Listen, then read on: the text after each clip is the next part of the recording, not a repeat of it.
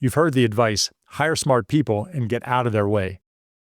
But today, I'm going to tell you why that is actually a leadership failure I call fire and forget. If you're afraid of micromanaging, you might accidentally be neglecting your team. Let's fix that right now. Welcome to Leadership Mindset 2.0. Practical neuroscience and psychology to transform you from a tactical doer into a strategic leader. Here is your host, former social entrepreneur of the year and coach to some of the world's top executives, R. Michael Anderson. Hello leaders, Michael here, and I'm going to talk about what I'm calling fire and forget management. Now, this is a real problem, and I've just recently had 2 coaching clients that had the same affliction. One thing that I always want to bring you are real life practical leadership issues we can work through together.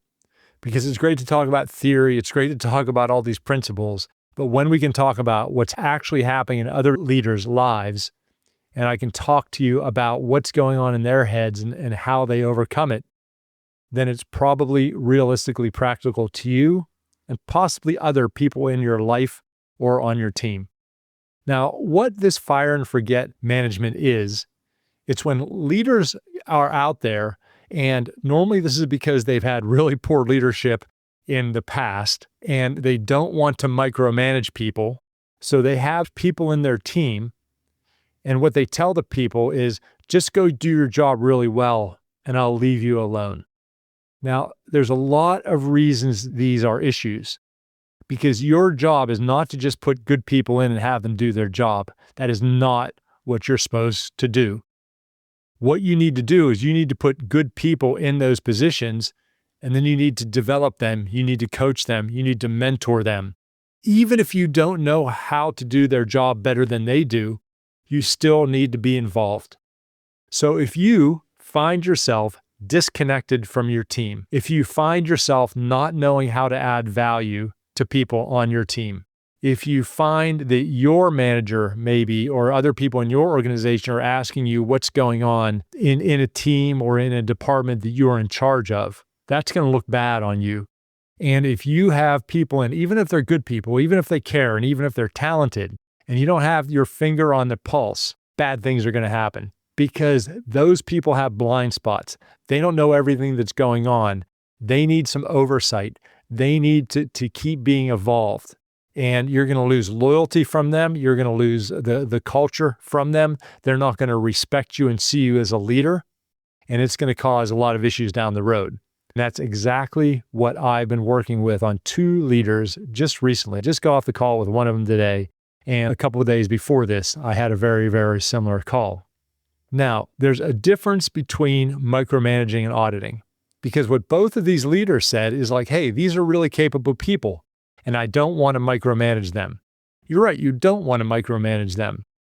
But what you do want to do is you want to keep developing them, and you want to also audit them. So let's talk about the difference between auditing and micromanaging. What micromanaging is when you tell people exactly how to do things, especially when they have the ability to do things on their own. Now, you don't want to do that for a lot of reasons. We don't need to go into why micromanaging is wrong.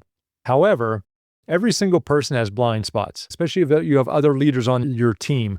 They are doing the best they can with the knowledge that they have, but they forget things. They miss things. You as a leader, you have a couple advantages. Normally, you have a bird's eye view of what's happening with everybody in the team, as well as different departments that they don't have visibility on. When I'm talking about how they don't have visibility, they know these other departments exist, they know what they are to do, but they may not know the initiatives of the other departments. They may not know different things about the company strategy or remember things about the company strategy. As the overall leader, that's your job. So what you need to be doing is meeting with those leaders periodically and auditing what they're doing.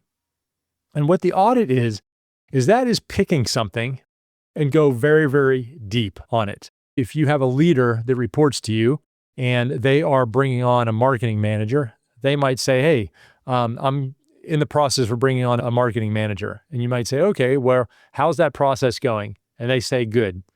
Now, look, anytime you ask people how things are going, if you ask how somebody's doing personally, they're always going to say good. If you ask one of your team how things are going, they're almost always going to say good.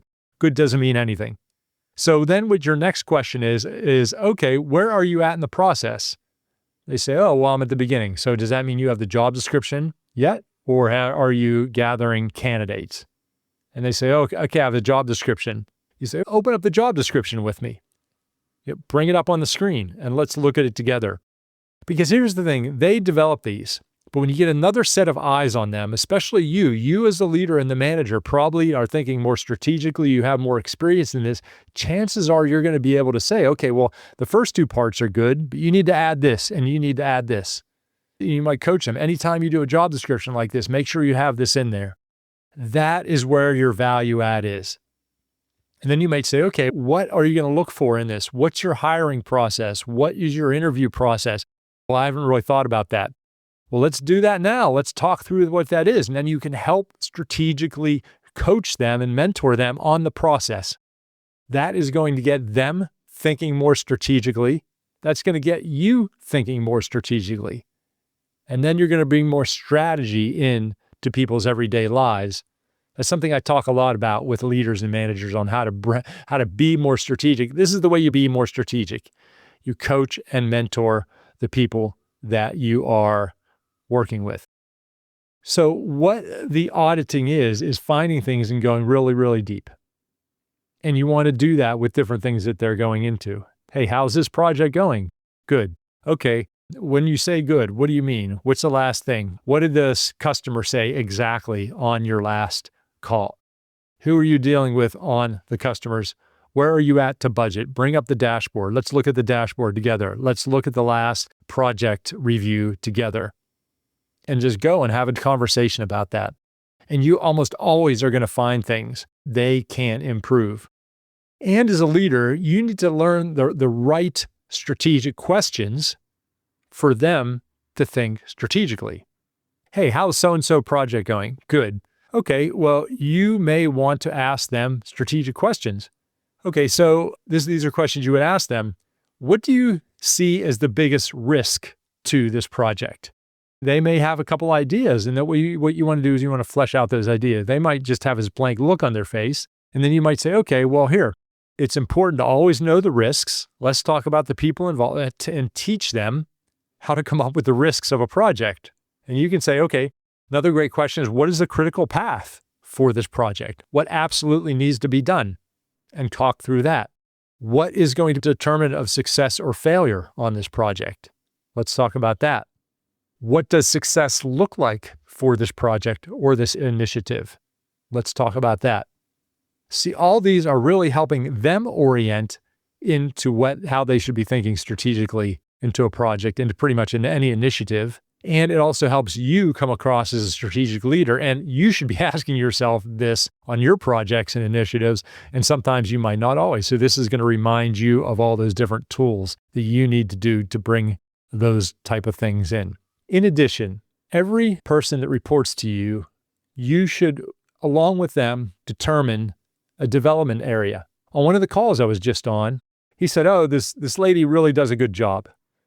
Okay, she does a good job. And then this is so interesting because his first comment to me was, she does a really good job. And the more we talked about this lady, the more we found out. For example, she doesn't deal with change well. Another thing is a lot of people find her difficult to deal with. So here, the first message I got was everything's fine with her. And then the more we talked in a very short conversation, I found two major things that she needs to do better.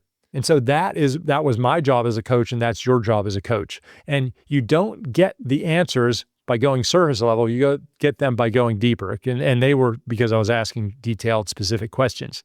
Now, what you also want to do, what he wants to do with this lady is he might say, okay, I'll tell you what, you do things really well. You do this well, this well, this well. What do you think you need to work on? Hopefully she brings that up. But you may say, hey, I think, for you to get to the next level, what we can do is work on your ability to manage change better, to embrace change better. And she might say, oh, well, what do you mean by that? And then what you want to do is, if you ever have like a suggestion like that, you want to have a couple of really specific things. Well, last week, this and this happened, and da-da-da-da happened. A week before that, da-da-da-da, da-da-da-da happened.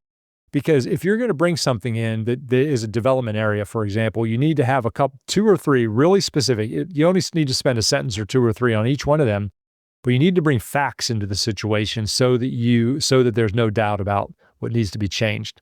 So each person that works with you, that reports to you, you should be working on one area of their management, their leadership, whatever it is, for them to get to the next level.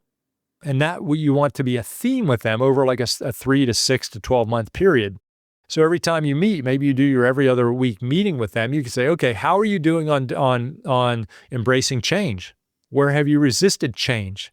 And when you have identified that and you go into auditing these different types of things that they're going on, you're going to say, okay, well, how are you managing change with this person? How are you bringing up change? It all ties together. And if you know that's something that's not necessarily inherent that they're good at, you're going to find little traces of that through everything that they do. And then you as the coach, as the mentor, can help them come with really, really winning strategies to overcome that. So if you're a leader and you get stuck in this fire and forget, and you're stuck in this fire and forget where you're like, hey, I have good people. Maybe they're older than me. Maybe they're more experienced. And I'm just going to let them do a good job. There are problems festering. There are things hiding that you need to get to. Because if you get to them now, you can address them. But if you wait till they blow up, that's going to be a problem. And so you really want to go in there. You need to be a coach. You need to be a mentor. You need to audit them. And you need to have at least one development. It's good just to do one at a time. One aspect of their leadership, their communication, their management that you're working on continually. And I'll tell you what, that is really going to set you up as a strategic player in their life. You're going to help them be more strategic. You're going to be more strategic. Your team's going to be more strategic. You're going to help them grow as strategic leaders. You're going to get more loyalty. You are going to have more fun. You're going to get a better culture. Everybody wins. And it takes a little bit of courage, and it takes a little bit of assertiveness, and it takes you holding them accountable to do that. But dear leader, if you want to know that is your real job, you need to step into this.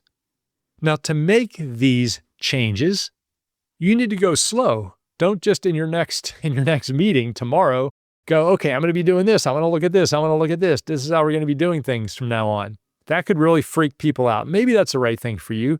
But normally what you want to do is just start gradually moving to this. Get clear about what you want your role to be and just start asking a little more specific questions. Auditing a little more and a little more. Maybe you want to write your note every Monday to review. This is what you want your new role to be. And every single time, just bring it a little more and a little more in. What my intention is to give you something really, really tactical to take away for accountability, to start adding this in to your leadership arsenal. So I want you to pick one person that reports to you right now. And I want you to think about the next meeting that this is relevant for. Maybe you do a weekly, a monthly, every other week catch up with them. How can you bring what you just learned about into that next meeting? I want you to think about the person, and then I want you to think about how to implement and integrate that. If you have to put this on pause, whether you're taking the train into work, you're on a workout right now, just push pause if you want to, and just really reflect, who's the person and what does that look like? Once you got that, then you're really ready to go integrate it and implement it. We talked about a lot on today's coaching debrief, but don't try to do everything at one time. Just take one step at a time. If you have questions, if you have comments, remember you can go to Leadership Mindset 2.0 group in either Facebook or LinkedIn. Ask the questions there. If you're in the GLC, ask more questions there. I'll handle it on my Friday Live. And remember, this is how you get ahead, step by step. Trust me, leaders, I know leadership can be difficult, but no matter what happens, I believe in you. You got this.